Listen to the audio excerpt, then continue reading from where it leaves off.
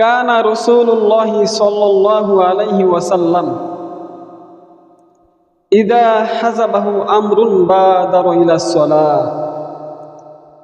আল্লাহর হাবিব মুহাম্মদুর রাসূলুল্লাহ সাল্লাল্লাহু আলাইহি ওয়াসাল্লাম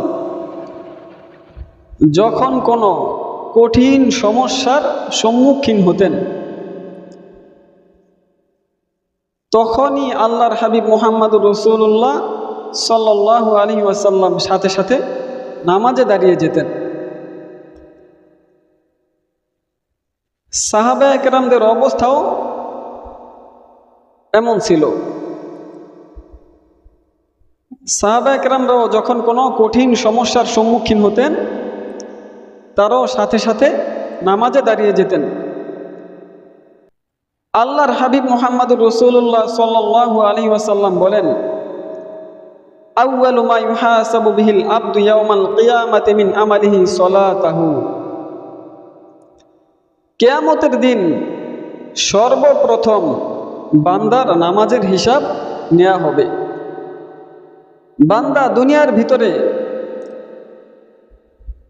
রোজা রাখে, দান সদকা করে, কোরআন তেলাওয়াত করে, নফল নামাজ পড়ে, হজ করে, যাকাত দেয়, কিন্তু বান্দার আমল সমূহ থেকে সলাতাহু সর্বপ্রথম তার নামাজের হিসাব নেওয়া হবে।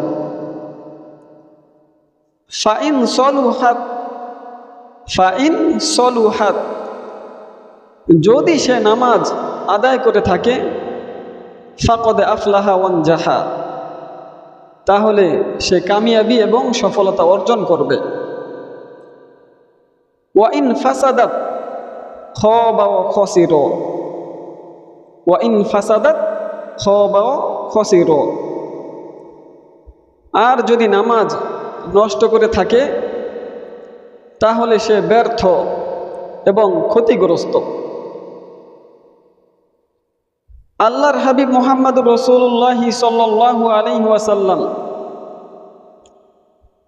আরো বলেন, আস-সালাতু ইমাদুদ্দিন, নামাজ হলো ধর্মের খুঁটি। মান আকামাহা, যে ব্যক্তি এই খুঁটিকে ঠিক রাখলো, যে ব্যক্তি নামাজকে ঠিক রাখলো, ফাকদে আকামাদ্দিন, সে ধর্মকে ঠিক রাখলো। ওয়ামান হাদামাহা, আর যে ব্যক্তি এই খুঁটিকে নষ্ট করলো, নামাজকে নষ্ট করলো, ফাকদে হাদামাদ্দিন, সে ধর্মকেই নষ্ট করলো।